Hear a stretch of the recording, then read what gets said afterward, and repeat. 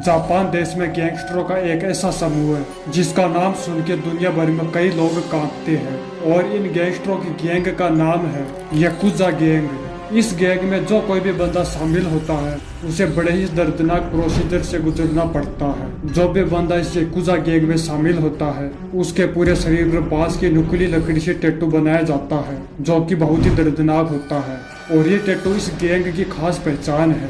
इस गैंग में शामिल होने के बाद यदि कोई व्यक्ति इस गैंग के नियमों का पालन यदि नहीं करता है तो हर एक गलती पर व्यक्ति की अंगुली काटी जाती है। ये याकुजा गैंग के नियम है।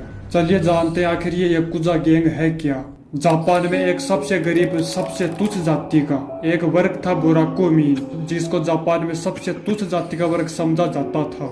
समाज और सरकार के द्वारा इस जाति को कोई भी किसी भी प्रकार की सहायता नहीं दी जाती थी।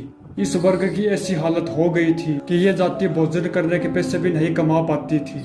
इसके बाद ये समाज दो वर्गों में बंट गया, तेकिया और बोकुटो में बंट गया था। ये दोनों वर्ग चोरी, डकैती, लूटपाट और जुआ खेलने का काम करने लगा। धीरे धीरे इस समाज का नाम ऊपर उठने लगा और लोगों की नजरों में यह समाज आने लगा और बुराकोमीन वर्ग ने जापान में अपनी एक नई पहचान बना ली। जापान में लोग बुराकोमीन वर्ग से कांपने लगे।